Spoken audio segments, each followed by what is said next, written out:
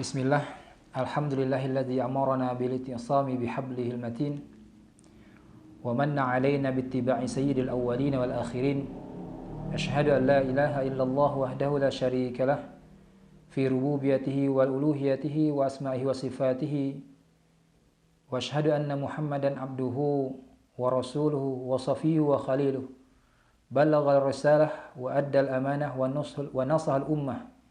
وجاهد في الله حق جهاده حتى أتاه اليقين صلوات الله وسلامه عليه المبعوث رحمة للعالمين وعلى آله الطيبين الطاهرين وصحابته المجتبين ورشدين والتابعين لهم بإحسان إلى يوم الدين أما بعد. Ikhwatul kiram azan Allah wa iyyakum jami'an. Kitab Al-Arba'un An-Nawawiyah atau Al-Arba'in An-Nawawiyah atau juga disebut Al-Arba'un fi Mabanil Islam wa Qawaidil Ahkam, yang disusun oleh Imam Yahya bin Sharaf An-Nawawi rahimahullah ta'ala, wafat tahun 676 Hijriah ya, yang lebih dikenal dengan kitab Arba'in An-Nawawiyah. Ini diantara karya ilmiah yang penuh dengan keberkahan, yang memiliki kedudukan yang agung sehingga mendapat perhatian besar dari para ulama bersamaan dengan tipisnya lembaran dari kitab ini. Kitab penuh berkah ini dijadikan kurikulum dasar dan pertama oleh sejumlah ulama dalam mendidik murid-murid mereka dari zaman ke zaman. Yakni para murid-murid mubtadi pemula, mereka akan dituntut untuk menghafal kitab ini dan diajarkan makna-makna secara global dari kandungan hadis yang dimuat di dalam kitab ini. Yang asalnya kitab ini adalah sejumlah hadis, yakni 26 hadis yang dipilih oleh Imam Abu Amr ibn Salah Asy-Syafi'i rahimahullah ta'ala, penyusun kitab Muqaddimah dalam ilmu hadis, yang beliau sebut dengan Al-Ahadits Al-Kulliyah. Yang hadis ini beliau imla'kan dan beliau ajarkan di majelisnya. Yang kemudian hadis-hadis ini diambil oleh Imam An-Nawawi lalu disempurnakan sehingga jumlahnya menjadi 42 hadis oleh Imam An-Nawawi, yang hari ini kita kenal dengan kitab Al-Arba'in. Yang kemudian setelah An-Nawawi, hadis-hadis ini diambil kembali oleh Imam Ibn Rajab Al-Hambali rahimahumullah al-jami' dan disempurnakan ditambah 8 hadis sehingga sempurna menjadi 50 hadis yang beliau masukkan, yang beliau muat di dalam kitabnya Jami'ul Ulum wal Hikam, dan juga beliau syarah dalam kitab tersebut. Dan ini diantara kitab syarah terbaik untuk hadis-hadis yang dimaksud. Bahkan dia terhitung sebagai syarah terbaik untuk kitab atau hadis-hadis Arba'in An-Nawawi ini. Dan Imam An-Nawawi rahimahullah ta'ala diantara permata zaman, ulama-ulama yang jarang sekali yang wafat pada usia atau awal usia rusyd beliau, awal usia 40-an beliau, yang artinya tidak panjang usianya, tetapi meninggalkan warisan yang sangat berharga, yang sebagian ulama mengatakan sekiranya satu tim hari ini dibentuk yang di dalamnya terdiri dari beberapa orang masyayikh, beberapa ulama, dituntut untuk menulis karya atau menyusun karya seperti yang disusun oleh Imam Nawawi dengan usia beliau yang pendek, yang tidak terhitung panjang, maka niscaya tim tadi tidak akan mampu untuk memenuhi tuntutan tersebut. Di antara karya-karya beliau yang terkenal selain dari kitab Arba'in ini adalah Al-Minhaj Syarah Sahih Muslim, kemudian juga di dalam fikih Minhajut Talibin, kemudian juga Rawdatul Talibin, juga kitab Al-Adhkar dan yang lainnya. Termasuk kitab yang paling umum di tengah-tengah kaum muslimin, yakni kitab Riyadhus Shalihin. Ikhwatal kiram azanillahu wa iyyakum jami'an. Kitab Arba'in An-Nawawi ini, di antara keistimewaan kitab Arba'in ini, dia memuat 40 atau 42 hadis yang mencakup atau yang menjadi inti dari permasalahan-permasalahan agama ini, yang masuk dalam ungkapan atau yang dikategorikan sebagai jawamil kalimnya Rasulullah sallallahu alaihi wasallam, yang tidak dikhususkan oleh Nawawi hanya dalam satu bidang saja seperti dalam usuluddin atau usul ahkam dan yang lainnya, tapi dalam hampir seluruh bidang. Di dalamnya terdapat pembahasan usul din, di dalamnya terdapat pembahasan usulul ahkam, ya, terdapat usul terkait dengan permasalahan ibadah, dan juga ada usul terkait dengan permasalahan muamalah, bahkan terkait dengan permasalahan suluk atau akhlak atau adab. Ini diantara keistimewaan kitab Arba'in An-Nawawi ini. Dan kitab ini sejatinya, ya, dia terdiri dari 3 atau 4 bagian. Yang pertama muqaddimah, kemudian bagian kedua ya ini batang tubuhnya berupa 42 hadis yang dimuat, yang dipilih oleh Imam An-Nawawi, kemudian disusul dengan khatimah serta dengan satu bab yang menjadi ciri khas dari Nawawi untuk setiap atau untuk hampir seluruh kitab beliau. Ini kitab bab yang berbicara atau yang menyinggung terkait dengan dhabit sejumlah lafaz yang ada di dalam Arba'in ini. Dan sayangnya kebanyakan penuntut ilmu hari ini hanya mengetahui bagian kedua dari kitab ini, sehingga di antara satu kekurangan cacat yang besar dari sejumlah penuntut ilmu, mereka tidak memberikan perhatian yang sepenuhnya yang layak bagi kitab Arba'in ini, kecuali hanya sebatas pada hadis-hadisnya saja. Padahal ketika kita berbicara tentang satu kitab, maka kita berbicara terkait dengan apa yang disusun oleh penulisnya. Tentunya mulai dari muqaddimah sampai pada bagian dari penutup. Ini diantara adab ketika kita bermuamalah dengan kitab-kitab para ulama. Ikhwatal kiram azanallahu wa iyyakum jami'an. Insyaallah majelis ini menjadi majelis pertama kita atau majelis ta'liq, komentar ringkas atau syarah ringkas terkait dengan kitab Arba'in An-Nawawi ini, dan ini sebagai muqaddimah kita. Insyaallah kita akan lanjutkan pada pertemuan-pertemuan berikutnya, dan pada muqaddimah ini kita mencukupkan pada faedah-faedah yang terdapat dalam muqaddimah yang ditulis oleh Imam Nawawi sendiri untuk kitab Arba'in ini. Bismillah, ala barakatillah. Qala Imam An-Nawawi rahimahullah ta'ala di dalam muqaddimah kitabnya, muqaddimah Arba'in, alhamdulillahi rabbil alamin qayyum samawati wal ard mudabbir al-khalaiq ajma'in ba'atha rasuluhu salawatu wassalamu alaihim ila al-mukallafin lihidayatihi wa bayani syara'id din bidalailil qat'iyyah wa wadihatil barahin ahmaduhu ala jami'i ni'amihi wa ashalu wa mazidi min fadlihi wa karamihi wa ashhadu an la ilaha illallah wahdahu wa ashhadu an la ilaha illallah wa ashhadu an la ilaha illallahul wahidil qahhar al-karimul ghaffar wa ashhadu anna muhammadan abduhu wa rasuluhu wa habibuhu wa khaliluhu afdalul makhluqin al-muqarramin bil Qur'an al-azizil mu'jizatil mustamirah 'ala ta'aqqubi sinin wa bisunanil mustanirah lil mustarsyidin al-makhsusu bi jawami'il kalim wa samahatid din wa salawatullahi wa salamuhu alaihi wa ala sa'irin nabiyyin wal mursalin wa ali kullin wa sa'iris salihin. Beliau memuji Allah tabaraka wa taala di awal kitabnya ini,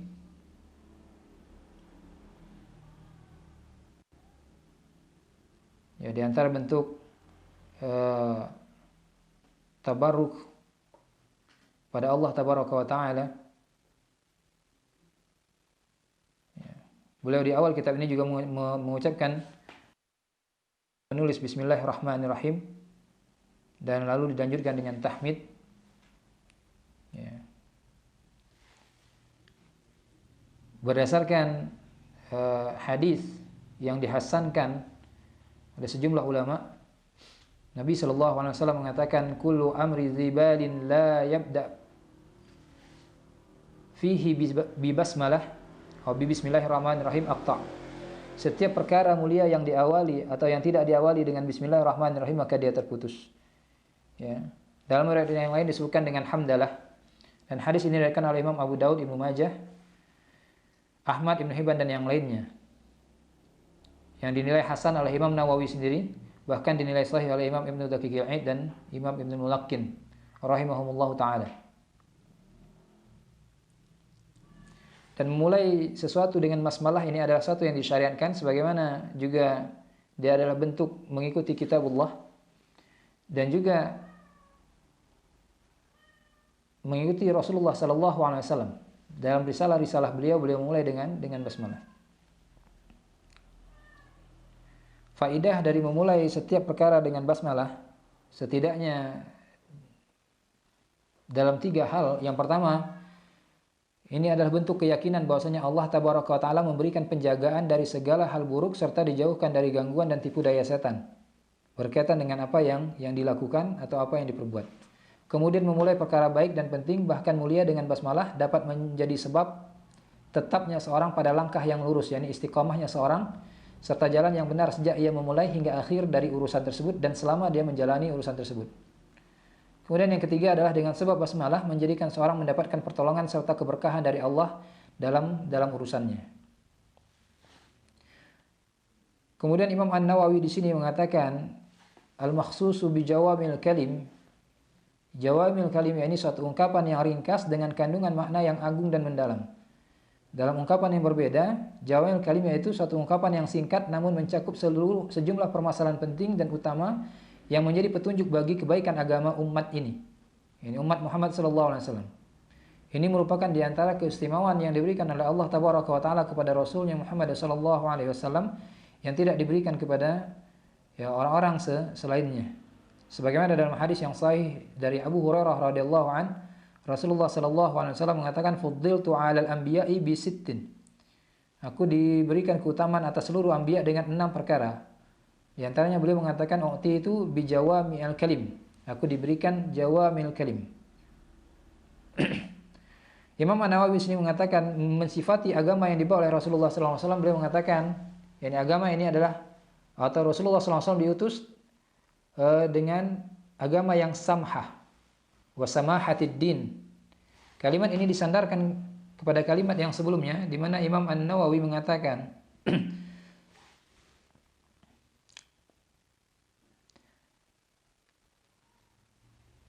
al-makhsusu yakni Rasulullah sallallahu alaihi wasallam makhsusu bi jawamil kalim wa samahatid din. Beliau diberikan kekhususan dengan jawamil kalim dan agama yang samhah.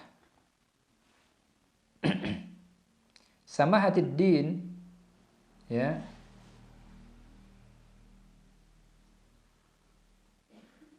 bisa dipahami sebagai satu yang luhur, as-samhah satu yang luhur atau satu yang agung. Juga dia bermakna keringanan atau kelembutan dan juga kemudahan, as-suhulah. Bahkan dia juga as-samhah juga bermakna al-jud. Dan syariat ini yang dibawa oleh Rasulullah sallallahu alaihi wasallam disifati dengan sifat ini karena kemudahan yang ada di dalamnya serta kelembutan atau sifat lembut dari syariat ini dibandingkan dengan syariat Rasul sebelumnya. Samahatul Islam atau kemudahan agama Islam ini mencakup setidaknya 2 hal sekaligus. Pertama, tentunya samhah atau kemudahan atau kelonggaran dalam ajaran atau syariat serta dalam hal penerapan dari syariat itu sendiri. Yang kedua, as-samhah dalam kaitannya dengan interaksi antar pemeluknya serta interaksi dengan manusia seluruhnya dalam kehidupan sosial. Allah Tabaraka wa Ta'ala berfirman, wajahidu fillahi haqqa jihadih huwajtabakum wama ja'ala 'alaikum fid din min haraj. Dan berjihadlah kalian di jalan Allah dengan sebenar-benar jihad. Dialah yang telah memilih bagi kalian dan dia yang tidak menjadikan suatu kesempitan bagi kalian dalam agama ini. Artinya Allah Tabaraka wa Ta'ala tidak menjadikan dalam agama ini suatu kesempitan bagi hambanya. Ini bagian dari samhah dari sisi agama itu sendiri, dari sisi syariat itu sendiri. Di tempat yang lain Allah tabaraka wa taala berfirman, yuridullahu ay yukhaffifa 'ankum wa khuliqal insan dha'ifa. Allah menghendaki keringanan bagi kalian. Dan manusia diciptakan dalam keadaan yang lemah. Ya. Dalam tempat yang lain Allah tabaraka wa taala berfirman, ma yuridullahu liyaj'ala 'alaikum min harj walakin yuridu liyutahhirakum. Allah tidak menginginkan bagi kalian satu hal yang memberatkan, akan tetapi justru Allah menginginkan untuk mensucikan kalian. Waliyutimma ni'matah, dan menyempurnakan nikmatnya alaikum, atas kalian, la'allakum tashkurun, semoga kalian bersyukur. Senada dengan ini sabda Rasulullah sallallahu alaihi wasallam yang diriwayatkan oleh Imam Al-Bukhari secara muallaq, beliau mengatakan ahabbud din ilallahi al-hanifiyah as-sahmah atau as-samhah. Agama yang dicintai oleh Allah tabaraka wa taala yakni al-hanifiyah as-samhah. Yakni hanifiyah ya condong kepada tauhid dan hak serta bebas dari unsur kesyirikan atau jauh dari unsur kesyirikan dan kebatilan. Ya, hadis ini hadis hasan yang diriwayatkan oleh secara mausul oleh Bukhari dalam Adabul Mufrad dan Ahmad juga yang lainnya dari Ibnu Abbas radhiyallahu anhuma. Pada kesempatan yang lain Rasulullah sallallahu alaihi wasallam sebagaimana dalam hadis Abu Hurairah mengatakan innad din yusr. Sesungguhnya agama ini mudah. Wala yushadud din ahadun illa ghalabah. Ya. Tidaklah seorang yang bersikap keras dalam agama ini, terlalu kaku dalam agama ini, kecuali akan mengalahkannya. Fasaddidu, maka bersikaplah pertengahan dalam agama ini. Ayat-ayat yang mulia ini, demikian pula hadis-hadis yang agung ini, serta banyak lagi yang semisal dengannya, menunjukkan pada dua hal yang telah disebutkan, yaitu asas dari agama ini adalah kemudahan atas umatnya, baik secara asal ataupun jika dibandingkan dengan agama yang dibawa oleh rasul-rasul sebelumnya. Allah tabaraka wa taala menghapus dan membatalkan beban syariat yang dipikulkan kepada umat-umat sebelumnya atas umat ini. Contoh yang paling jelas dalam hal ini terkait dengan masalah ini adalah masalah taubat. Di mana taubat umat sebelumnya di antara mereka ya disyariatkan dengan saling membunuh di antara sama mereka. Sedangkan taubat umat ini adalah dengan meninggalkan perbuatan dosa dan berazam untuk tidak mengulanginya. Tentu ini adalah satu kemudahan, satu keringan dari Allah tabaraka wa taala. Demikian adanya perkara-perkara yang dirukhsahkan, yang diringankan oleh Allah tabaraka wa taala atas azimah yang Allah tetapkan, dengan sebabnya adanya uzur-uzur syar'i yang dialami oleh hamba-hambanya dalam keadaan tertentu.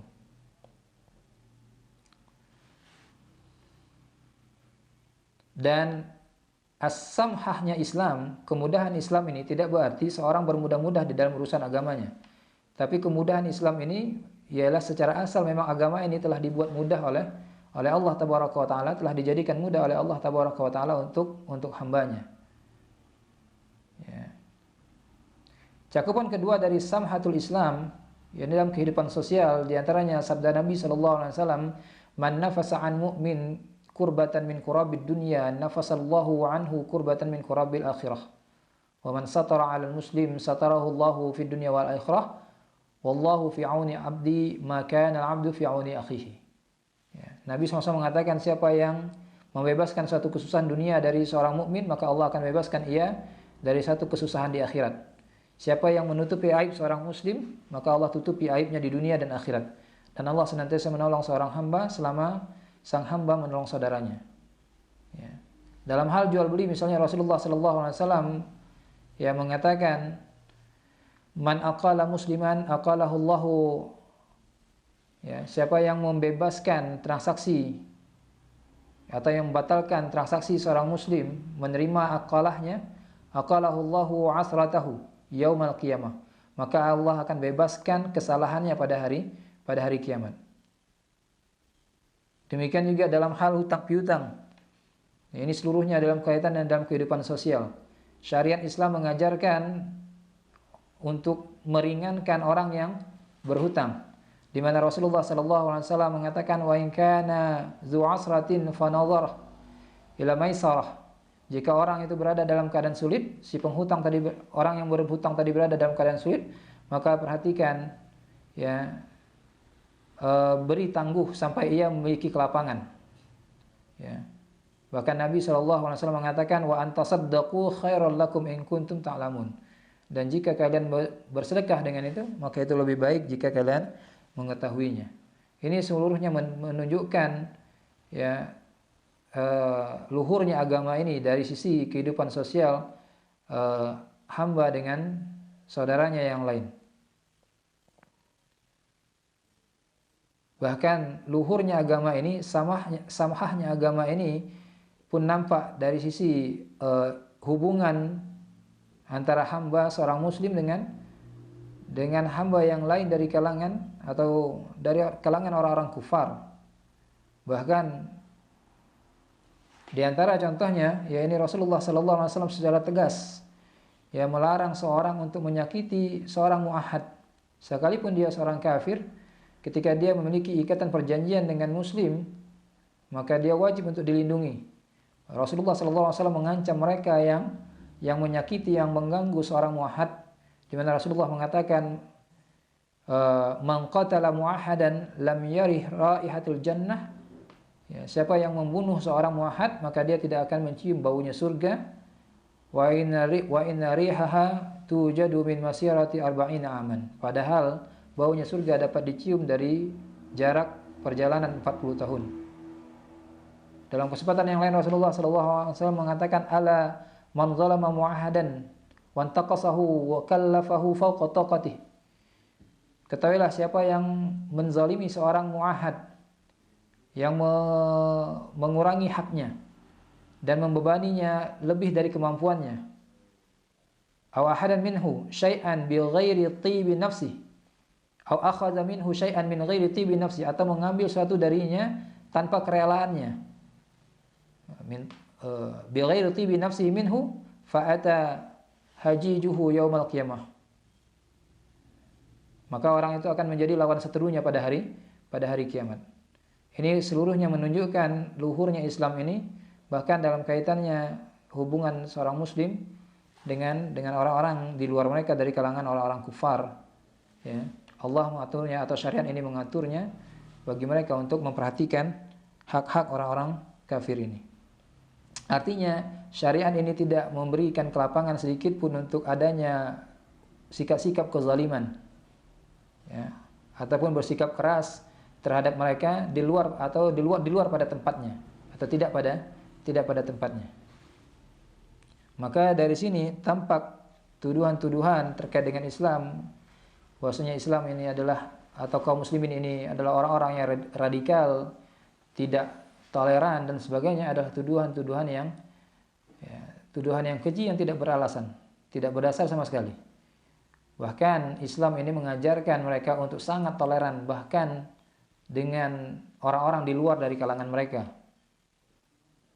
selama tidak melanggar ya prinsip-prinsip dari agama mereka. Qala amma ba'du faqad ruwina an Ali bin Abi Thalib wa Abdullah bin Mas'ud wa Mu'adz bin Jabal wa Abi Darda wa Ibnu Umar wa Ibnu Abbas wa Anas bin Malik wa Abi Hurairah wa Abi Sa'id al-Khudri radhiyallahu anhum min turuqin katsiratin bi riwayatin mutanawwi'atin anna Rasulullah sallallahu alaihi wasallam qala man hafiza ala ummati 40 hadisan min amri diniha ba'atsallahu ta'ala yaumal qiyamah fi zumratil fuqaha wal ulama. Wa fi riwayatin ba'athahu Allahu ta'ala faqihan 'aliman. Wa fi riwayati Abi Darda wa kuntu lahu yaumal qiyamah syafi'an wa syahidan. Wa fi riwayati Ibnu Mas'ud qila lahu udkhul min ayyi abwabil jannati syi'ta. Wa fi riwayati Ibnu Umar kutiba fi zumratil ulama wa husyira fi zumratil syuhada. Wa qala Nawawi wattafaqal huffaz ala annahu hadisun dha'ifun wa in kasurat turuquh. Ya. Imam Nawawi lalu menyebutkan diriwayatkan dari sejumlah sahabat, di antara yang beliau sebutkan adalah dari Ali bin Abi Thalib, Abdullah bin Mas'ud, Mu'adz bin Jabal, Abi Darda dan yang lainnya, dengan jalur yang beragam, bahwasanya Rasulullah SAW bersabda, siapa yang menghafal 40 hadis dari umatku dari urusan agama mereka, maka Allah akan bangkitkan dia pada hari kiamat di tengah-tengah fuqaha dan ulama. Dalam riwayat yang lain disebutkan Allah akan bangkitkan dia sebagai seorang yang faqih dan alim. Dan riwayat yang lain, riwayat Abu Darda dikatakan, aku menjadi pemberi syafaat baginya dan syahid atasnya baginya pada hari kiamat, dan seterusnya. Setelah menyebutkan ini, Imam An-Nawawi mengatakan, wattafaqal hufadz, seluruh hufaz hadis bersepakat bahwasanya hadis ini hadis dhaif sekalipun jalurnya banyak. Hadis Ali bin Abi Thalib diriwayatkan oleh Sadruddin Al-Bakri dalam Arba'unnya dari jalur Abdullah bin Ahmad bin Amir At-Ta'i, dari ayahnya dari Ali bin Musa bin Ja'far sampai kepada Ali bin Abi Thalib dengan jalur ahli bait. Dan hadis Ibnu Mas'ud diriwayatkan oleh Abu Nuaim dalam Hilyatul Auliya, hadis Muaz bin Jabal diriwayatkan oleh Al-Ajuri dalam Arba'un, juga Daruqutni, hadis Abu Darda diriwayatkan oleh Abu Bakar Al-Bazzaz, hadis Ibnu Umar diriwayatkan oleh Ibnu Abdul Bar dalam Jamil Bayan Ilmi wa Fadlih. Dan seluruh jalur ini, ya, termasuk hadis Ibnu Abbas dan yang lain, seluruh jalur ini di dalamnya terdapat rawi-rawi yang dhaif. Bahkan dalam setiap jalurnya terdapat rawi yang lemah dengan tingkatan kelemahan yang sangat buruk. Di antara jalurnya ada rawi yang matruk. Di antara jalurnya ada rawi yang munkarul hadis dan seterusnya. Di antara jalurnya ada yang rawi yang memang sama sekali tidak dikenal siapa orangnya, bagaimana jati dirinya. Sehingga hal ini sebagaimana yang dikatakan oleh Imam Nawawi, sekalipun banyak jalurnya, hufaz sepakat hadis ini hadis dhaif. Dan dengan sebab dhaif yang buruk ini, yang sangat berat ini, ya, hadis ini tidak dapat yang satu menguatkan yang lain. Hadis tidak bisa saling menguatkan. Dia tetap dalam keadaannya yang lemah. Maka di sini aneh kalau ada orang yang mensahihkan hadis ini dengan sebab banyaknya jalurnya. Bagaimana mungkin bisa sahih sementara dari setiap jalurnya terdapat rawi yang mungkar ataupun matruk, bahkan yang memang jelas sebagai pemalsu hadis. Wallahu alam. Lalu beliau mengatakan, waqad sannafa ulama radhiyallahu anhum fi hadzal bab ma la yuhsa minal musannafat. Para ulama dalam bab ini, dalam menyusun hadis arba'in ini, menyusun kitab yang sangat banyak yang tidak terhitung lagi. Fa awalu man alimtuhu sannafa fihi Abdullah bin Mubarak. Dan yang pertama sekali menyusun ini sejauh yang aku tahu adalah Abdullah bin Mubarak. Kemudian Muhammad bin Aslam At-Tusi, alim Rabbani, tsummal Hasan bin Sufyan An-Nasawi, wa Abu Bakar Al-Ajurri, Abu Bakar Muhammad bin Ibrahim Al-Asfahani, Ad-Daruqutni, Al-Hakim, Abu Nuaim, Abu Abdurrahman As-Sulami, Abu Sa'id Al-Malini, Abu Usman As-Sabuni, Abdullah bin Muhammad Al-Ansari, Abu Bakar Al-Baihaqi, dan banyak, wa khalaik la yuhsauna minal mutaqaddimin wal mutaakhirin. Wa qad istakhartu Allah Ta'ala fi jam'i 40 hadisan iktidaan bihaula'i. Ya, dan aku istikharah kepada Allah Tabaraka wa Ta'ala untuk mengumpulkan 40 hadis iktidaan bihaula'i, dalam rangka meneladani ulama-ulama tersebut. Al-a'immah al-a'lam, yakni mereka adalah imam-imam kaum muslimin, wa hufazul Islam, dan para hufaz mereka. Wa qad ittafaqal ulama ala jawazil amal bi hadisid dha'if fi fadail a'mal. Ya, Imam Nawawi mengatakan ulama sepakat bolehnya mengamalkan hadis dhaif dalam fadail a'mal. Pertama, terkait dengan fadail a'mal, yang dimaksud dengan fadail a'mal yakni satu fadilah berkaitan dengan amal-amal tertentu yang telah ditetapkan secara syar'i.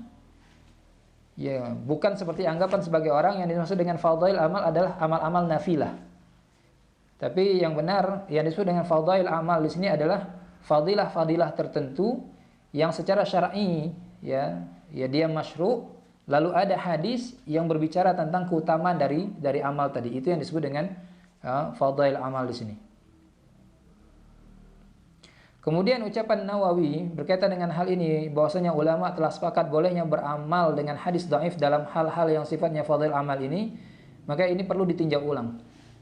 Karena sejatinya dalam masalah mengamalkan hadis dhaif ini, hatta dalam masalah fadhil amal, ya, dalam masalah mengamalkan hadis dhaif ini, para ulama ya, berbeda pendapat. Setidaknya ada 3 mazhab di sini.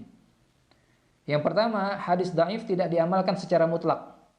Tidak yang berkaitan dengan hukum, tidak pula yang berkaitan dengan fadail. Ya, hal ini diriwayatkan dari Yahya bin Ma'in, juga disandarkan kepada Abu Bakar Ibnu Arabi. Serta ini merupakan zahir dari mazhab Al-Bukhari dan Muslim. Juga ini merupakan mazhabnya Ibnu Hazm Al-Andalusi, Sahibul Muhalla.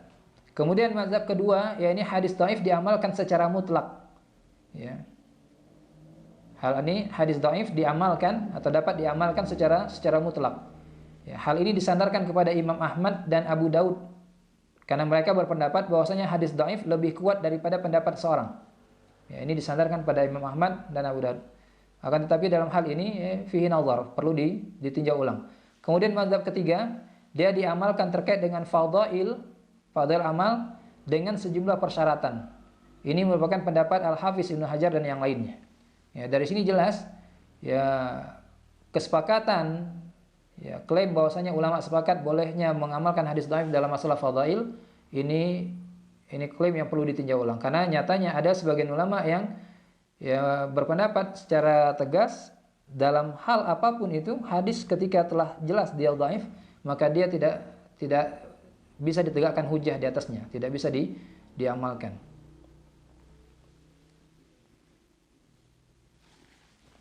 Kemudian ya, pendapat yang kedua ini tentu yang membolehkan secara mutlak, tentu dia tertolak. Adapun penyandaran kepada Imam Ahmad dan Abu Daud perlu ditinjau kembali, bahkan yang tampak adalah penyandaran ini tidak akurat. Adapun pendapat ketiga ini adalah pendapat kebanyakan ulama, sehingga kalau sekiranya An-Nawawi mengatakan ini adalah pendapat jumhur, maka ini akrab, ini lebih dekat kepada kebenaran ketimbang beliau mengatakan ini kesepakatan ulama. Adapun syarat-syarat yang dimaksud, yang pertama, kapan hadis dhaif tadi boleh diamalkan? Yang pertama, hadis tersebut berbicara terkait dengan fadail amal, kemudian targhib dan tarhib, raqaiq, kisah atau hikayat, nasihat dan sebagainya.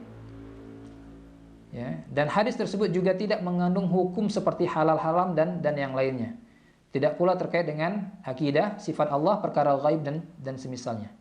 Yang kedua, syarat yang kedua, sebab kelemahan dari hadis tersebut, ya, hadis tadi lemahnya disebabkan dengan sesuatu yang tidak berat. Ya. Atau bisa dikatakan hadis tadi hadis dhaif dengan kelemahan yang ringan, yang mungkin dengan adanya hadis yang lain yang serupa dengannya, ya, dapat terangkat menjadi hasan.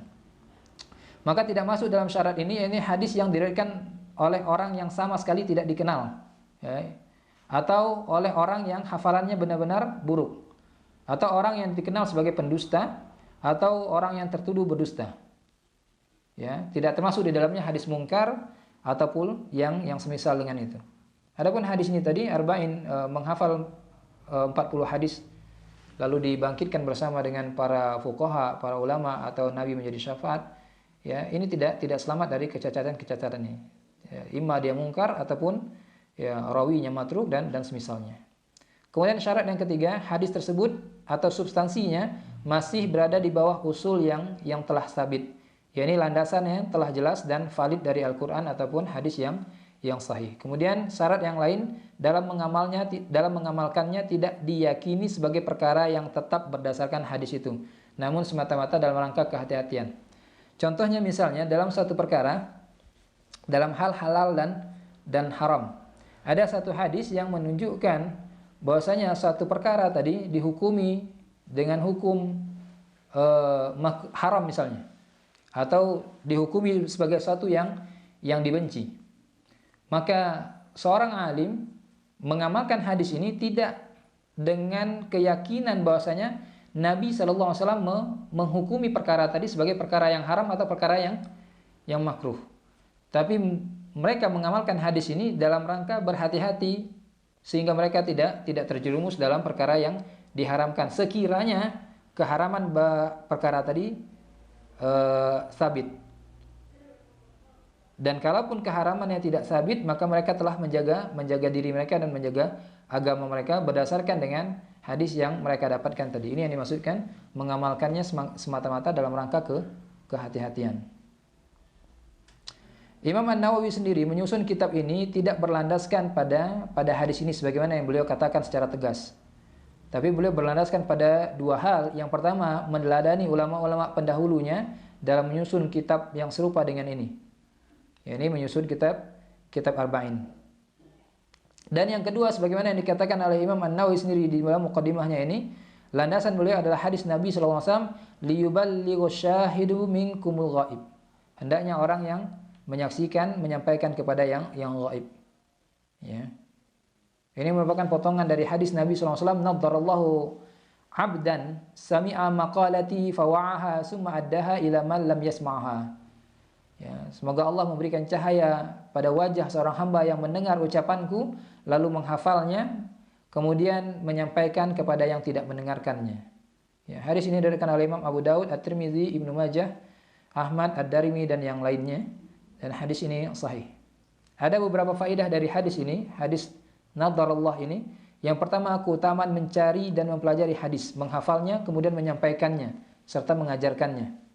Maka mereka seluruhnya masuk dalam doa Nabi SAW ini.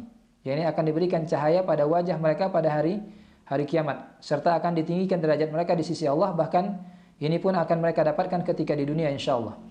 Yang kedua, faedah dari hadis ini dorongan atau motivasi untuk menyampaikan hadis sebagaimana ia disampaikan. Ya, ini menyampaikan hadis sebagaimana dia diterima. Ya, ini menyampaikan hadis dengan lafaznya. Ya, tidak mencukupkan diri sebatas menyampaikan secara makna. Kemudian dorongan atau motivasi untuk memahami kandungan hadis tersebut. Bahkan Nabi mensifati hadis ini dengan fikih. Ini pemahaman. Kemudian faedah yang lain, keharusan untuk memastikan bahwasanya apa yang disampaikan dari hadis tersebut ialah benar berasal dari Nabi Shallallahu Alaihi Wasallam. Ya, ini dorongan untuk tasabbut, ya, meneliti apakah hadis tadi benar dari Nabi Shallallahu Alaihi Wasallam atau tidak. Ya, ini dorongan untuk memastikan validitas hadis yang dimaksud. Di antara faedah dari hadis ini juga ialah asas dari setiap kebaikan, bahkan kebaikan yang besar dan agung ialah baiknya seorang dalam mendengarkan dan memperhatikan. Ya. Ini faedah dari hadis ini motivasi agar seorang berupaya untuk memaksimalkan dirinya dalam mendengar dan memperhatikan setiap ilmu yang diajarkan kepadanya.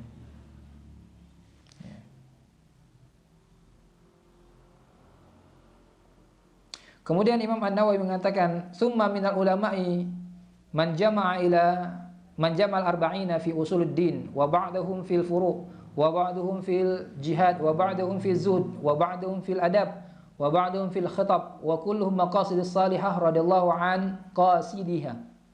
Di antara para ulama ada yang menyusun arba'in ini dalam usuluddin saja. Ada dalam sebagian mereka dalam masalah furu', yakni masalah fikih ibadah. Kemudian di antara mereka dalam masalah jihad, di antara mereka terkait dengan urusan zuhud, di antara mereka terkait dengan masalah adab, di antara mereka terkait dengan khitabah, ya. Dan seluruhnya dibangun atas dasar maksud yang baik. Ya. Wa qad ra'aitu jama' arba'ina ahama min hadhihi kulli. Dan aku berpandangan untuk menghimpun arba'in yang lebih penting daripada semua ini. Wahia arba'una hadisan mustamilatan ala jami'i dzalika. Yani 40 hadis yang mencakup seluruh permasalahan tadi. Wa kullu hadisin minha qa'idatun 'azimah. Ya, sudah setiap hadis merupakan kaidah yang agung min qawaidid-din dari kaidah-kaidah agama. Wa qad wasafahu al-ulama'u bi anna madar al-islam alaihi. Yang di antara hadis tadi disifati oleh para ulama sebagai madar Islam. Yani Islam itu berotasi pada hadis-hadis tadi. Au huwa nisful Islam, atau dia adalah separuh dari Islam, au sulusuhu, au nahwa zalika, atau dia sepertiga dari Islam atau yang semisal dengan itu. Summa altazimu fi hadhihi arba'in ay yakuna sahihatan mu'azzamuha fi sahihil Bukhari wa Muslim. Kemudian aku mempersyaratkan, aku melazimkan arba'in ini hadis-hadisnya adalah seluruhnya sahih dan mayoritasnya dari Sahih Al-Bukhari dan Muslim. Wazkuruha mahdzufatuhu al-isnad, mahdzufatul isnad, dan aku menyebutkan hadis tadi dengan menghilangkan isnadnya, liyashula hifdhaha wa ya'umal intifa' biha insyaallah taala, agar lebih mudah untuk dihafal dan lebih luas manfaatnya insyaallah. Summa atba'aha bi babi fi dhabti khafi alfadhiha, kemudian aku mengiringinya dengan satu bab fi dhabti khafi alfadhiha, dalam menetapkan dhabit dari lafaz-lafaz yang gharib dari hadis-hadis yang disebutkan atau ungkapan-ungkapan disebutkan dalam hadis ini. Nah, bab ini ikhwatul kiram yang banyak orang yang tidak mengetahuinya dari kitab Arba'in ini, sehingga mereka menghilangkan bab ini dari kitab Arba'in ini. Wa yanbaghi likulli raghibin fil akhirah ay ya'rifa hadhihi al hadis. Hendaknya setiap orang yang mengharapkan akhirat untuk mengetahui hadis ini.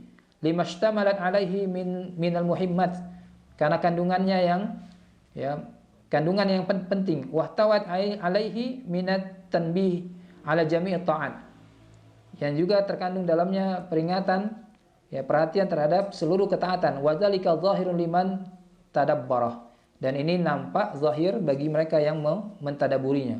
Wa 'alallahi i'timadi wa ilahi tafwidi wastinadi wa lahul hamdu wan ni'mah wa bihi taufiqi wal ismati. Ya. Syariat Islam datang dalam upaya mencapai maslahat agama dunia, maslahat agama, maslahat dunia serta akhirat bagi pemeluknya. Kemaslahatan paling besar dan utama ialah tauhid.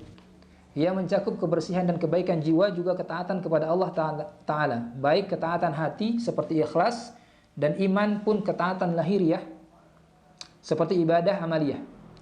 Keseluruhan permasalahan ini bermuara pada upaya perbaikan niat, ketakwaan hamba dalam berbagai keadaan, sikap zuhud pada dunia serta pendeknya angan, menyibukkan diri dengan zikir kepada Allah, sikap tawadhu pada manusia serta berakhlak baik bersama mereka sesuai dengan qaidah syariah, saling menolong dalam ketaatan serta upaya mempersiapkan diri untuk hari perhitungan amal. Nah, kitab An-Nawawi ini mencakup usul dari seluruh permasalahan ini. Hadis-hadis yang disebutkan oleh Imam Nawawi di sini merupakan asas atas dan landasan atas setiap permasalahan yang dimaksudkan tadi. Metode Nawawi dalam menyusun kitab ini dengan menyebutkan hadis tanpa isnad sebagaimana yang beliau sebutkan tadi, beliau hanya menyebutkan rawi pertama dari kalangan sahabat, lalu menyebutkan hadis yang dimaksud. Setelahnya beliau menyebutkan tahrij hadis tersebut secara ringkas. An-Nawawi mempersyaratkan bahwa hadis yang beliau muat adalah hadis sahih saja menurut penilaian beliau. Adanya hadis-hadis yang dinilai hasan oleh An-Nawawi sendiri tidak menegasikan syarat yang beliau sebutkan di sini.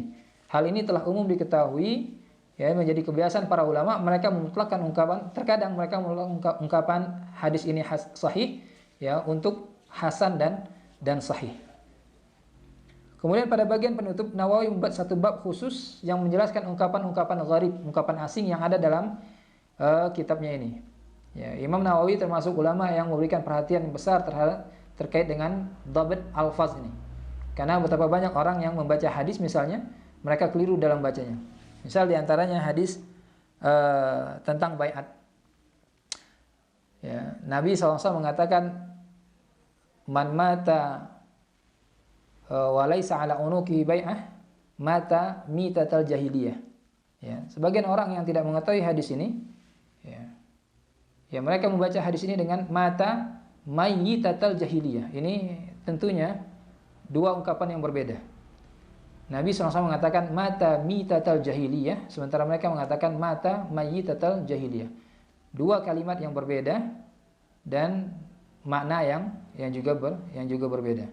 Ini diantara contoh kekeliruan dalam membaca hadis dan semisal dengannya. Dan An-Nawawi memberikan perhatian yang besar terkait dengan hal ini. Ini tampak dalam setiap kitabnya, termasuk Al-Arba'in ini. Kemudian kitabnya yang lain seperti At-Tibyan fi Adab Hamalatil Quran, pada bab akhir beliau sebutkan atau beliau buat satu bab khusus berbicara tentang dhabit alfaz. Termasuk kitab beliau juga Tahzibul Asma wal Lughat. Ini diantara perhatian besar beliau dalam penetapan lafaz-lafaz nubuwah. Dan yang hal seperti ini, kekeliruan dalam menyebutkan lafaz hadis, seperti tadi Nabi SAW mengatakan mata mitatal jahiliyah, sementara sebagian orang membacanya dengan mata mayyitatal jahiliyah. Ya, para ulama mengatakan, ahli hadis mengatakan, ini masuk dalam kategori berdusta atas nama Nabi Shallallahu Alaihi Wasallam. Karena Nabi Shallallahu Alaihi Wasallam tidak melakukan lahan. Ya, Nabi Shallallahu Alaihi Wasallam tidak melakukan lahan. Sebagaimana dalam Al-Iraqi dalam Alfiyahnya beliau mengatakan wal yahzaril lahna atau wal yahzaril lahana wal musahhifa ala hadisihi bi ayyuharrifa. Hati-hati untuk melakukan lahan dan musahhaf, ya, merubah syakal huruf atau merubah, ya, huruf ba dirubah menjadi nun, dipindahkan titiknya misalnya dan semisal ini ala hadisi, atas hadis Nabi sallallahu alaihi wasallam bi ayyuharrifa, karena ini bentuk tahrif. Fayadkhula fi qawlihi man kadzdzaba, sehingga akan masuk dalam ancaman Nabi sallallahu alaihi wasallam man kadzdzaba.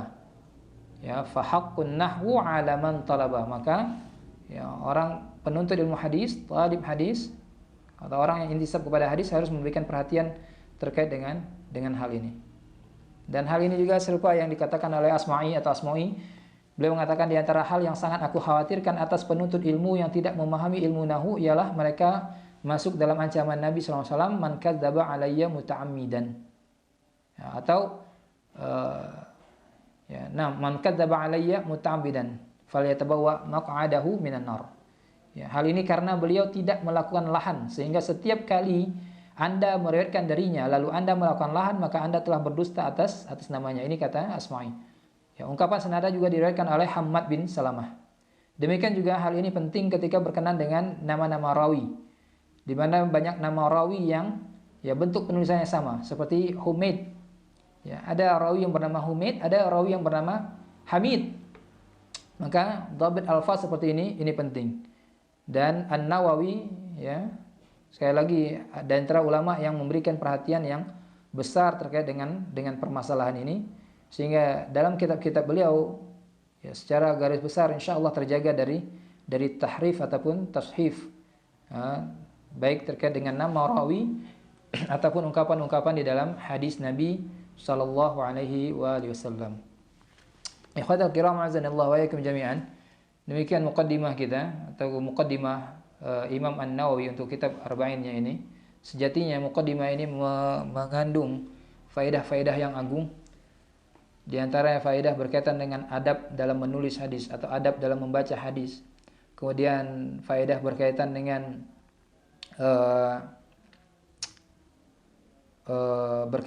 dengan ilmu hadis, baik secara riwayat dan juga dirayah. Dan juga faedah berkaitan dengan fikih hadis. Sehingga ya semestinya penuntut ilmu yang mempelajari hadis arba'in ini tidak membatasi diri mereka, tidak mencukupkan diri mereka sebatas pada 40 atau 42 hadis yang dimuat oleh Imam Nawawi. Semestinya mereka juga mempelajari, ya, berupaya mentadaburi apa yang An-Nawawi tulis atau sebutkan di dalam muqaddimah. Karena ini sebagai langkah awal dalam upaya mereka dalam menuntut ilmu, ya, sehingga mereka perlu tahu untuk hal-hal seperti ini. Karena tidak sedikit seorang yang tidak mempelajari ini dari awal mengira misalnya An-Nawawi menyusun Arba'in Nawawi ini di antara permasalahan besar yang paling ringan urusannya terkait dengan Arba'in Nawawi. Di antara mereka menuduhkan bahwasanya Nawawi menyusun Arba'inat beliau ini dalam rangka mengamalkan hadis Nabi tadi.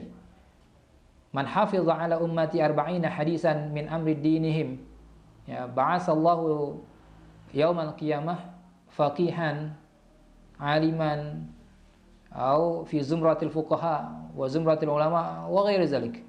Ya, ini tuduhan terhadap Nawawi. Dan ini tentunya sikap tidak menempatkan An-Nawawi pada tempat yang selayaknya, tidak mengagungkan, menghormati An-Nawawi pada tempat yang semestinya. Nyatanya secara jelas beliau mengatakan saya tidak berpegang pada hadis ini, tapi yang menjadi landasan beliau adalah ya meneladani ulama-ulama sebelumnya, karena sebelum beliau banyak sekali ulama yang menyusun kitab dalam bentuk seperti ini. Yang kedua, mengamalkan perintah Nabi sallallahu alaihi wasallam, falyuballighu syahid minkumul ghaib. Ya, maka hendaknya orang yang menyaksikan menyampaikan kepada yang tidak menyaksikannya. Wallahu alam. Insyaallah pada pertemuan berikutnya kita masuk pada hadis pertama. Wassallallahu ala nabiyina Muhammad wa ala alihi washabbihi wasallam. Subhanakallahumma wa bihamdika asyhadu an la ilaha illa anta astaghfiruka wa atubu ilaik. Akhiru da'wana alhamdulillahi rabbil alamin. Assalamualaikum warahmatullahi wabarakatuh.